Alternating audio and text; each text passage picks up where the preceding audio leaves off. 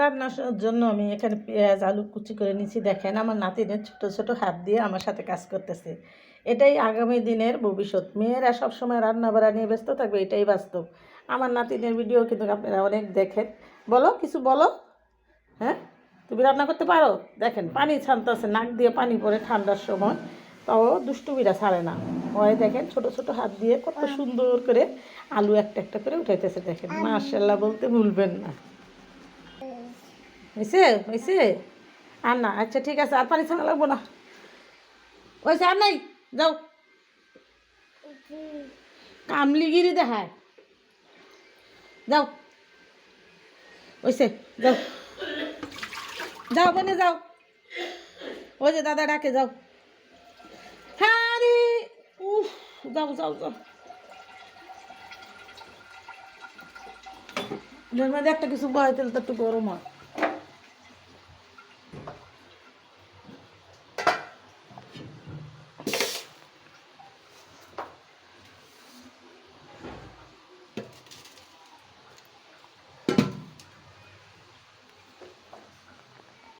গুঁড়া মাছের চচ্চড়ি করার জন্য এখানে আলু কুচি করছি, পেঁয়াজ কাঁচামরিচ আর একদম ঝরঝরে মলাই মাছ। আর এখানে নিয়েছি দেখেন দেখেন একদম তাজা ধনেপাতা আর দেশি টমেটো। আমি যাই রান্না করি দেশি তরকারিটা, দেশি ধনেপাতা, দেশি কাঁচামরিচ, রসুন, পেঁয়াজ সব আমি দেশিটাই পছন্দ করি। তো আমিও আপনাদের সাথে সেটা শেয়ার করি। তো দেখেন আপনারা ওইরকম নতুন যেটা টাটকা সেটাই খাওয়ার চেষ্টা করবেন। তো আমি মাছগুলো এখন কেটে বেছে পরিষ্কার করে চচ্চড়ির জন্য নিয়ে নিছি, তো আপনাদের সাথেও শেয়ার করতেছি। গুঁড়ো মাছ চচ্চড়ি করবো মাখিয়ে ঝুঁকিয়ে। তো আমি এখানে রেখে মাখাতে আমার অনেক কষ্ট হয়ে যাবে, আমি নিচেই ফলো রয়ে নিয়ে মাখিয়ে নেব।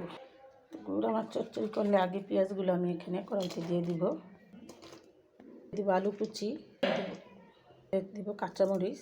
ঝাল ঝাল করে রান্না করবো তো বেশি করে কাঁচামরিচ দিয়ে দিলাম 1 চামচ হলুদের ফাঁকি দিব, সামান্য একটু মরিচের ফাঁকি, বেশি দিলাম না। দিলাম সামান্য একটু আদা রসুন বাটা 1/2 চামচ, দিলাম স্বাদ মতো নুন। আমি এটা একটু ভালো করে কষলিয়ে পরে তেল দিব। টমেটোটা মাখানো হয়ে গেছে, আমি এখন একটু তেল দিয়ে দিব একটু তেল। তো গুঁড়া মাছ রান্না করলে কিন্তু বেশি তেল লাগে না।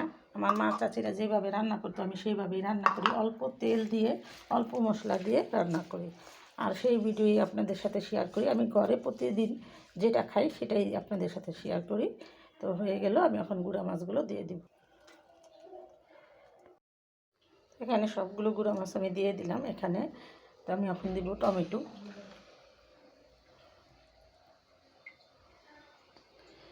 তো আমার পাকঘরে হলো কারেন্টের চুলা, আমি এখানে রান্না করতে আমার অনেক কষ্ট হয়ে যায়। এটার জন্য আবার নতুন করে হাঁড়ি পাতিল কিনতে হবে, তো আমার তো অত পয়সা নাই। ঠেকায় পড়ে কিনছিলাম কারেন্টের চুলা, এখন দিয়ে কারেন্টও ঠিক মতো থাকে না, তো অন্য বাড়িতে যায় রান্না করতে হয়। তো আপনাদের সাথে আমি সেই ভিডিও দিব, দেখবেন আমার ভিডিওতে আমি অন্য বাড়িতে রান্না করতেছি। তো আমি এখানের থেকে পরিষ্কার করে কুটে বেছে ধুয়ে সব কিছু গুছিয়ে নিলাম, আর রান্না করবো আমি অন্যখানে যাই। তো আমি এখানে সামান্য একটু ঝোল দিয়ে দিব, ঝোলের জন্য এই সাইড দিয়ে পানি দিয়ে দিব। তো যখন বলক এসে যাবে তখন মশলাটা উপরে উঠবে। তো আমি আর বেশি কিছু দিব না।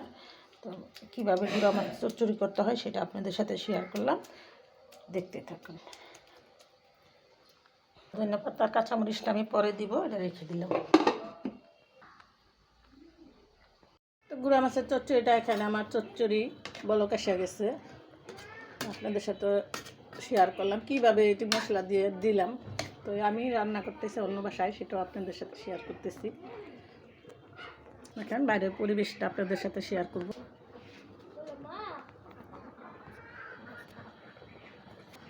বাচ্চারা খেলতেছে, হাঁস মুরগি ছেড়ে দিছে,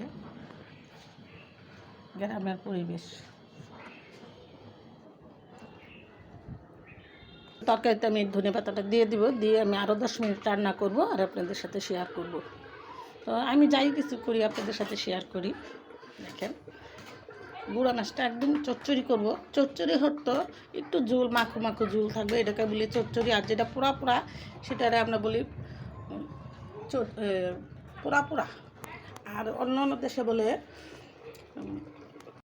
তো ডেকোরেশনের জন্য এখানে একটা কাঁচামরিচ দিয়ে দিলাম, আর আমার রান্নাটা এখানে আরেকটু হবে, তো আপনাদের সাথে ফুল ভিডিওটা শেয়ার করলাম, না টেনে দেখবেন আর এরকম গুঁড়া মাছের চচ্চড়ি রান্না করে খাবেন আর নতুন নতুন ভিডিও পেতে সাথেই থাকবেন।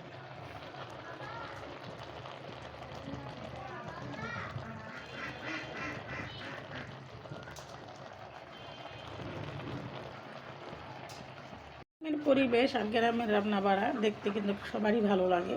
দেখেন গ্রামের পরিবেশ একদম খোলামেলা পরিবেশ, এটা ঢাকা শহর মিলায় সাভার এলাকা। হাঁস বিচরণ করতেছে,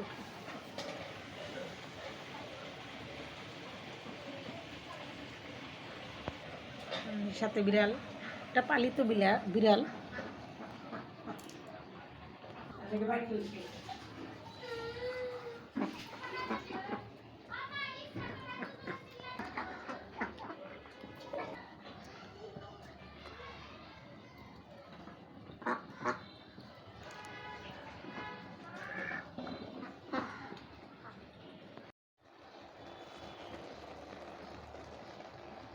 তো আমার রান্নাটা এখানে হয়ে গেল।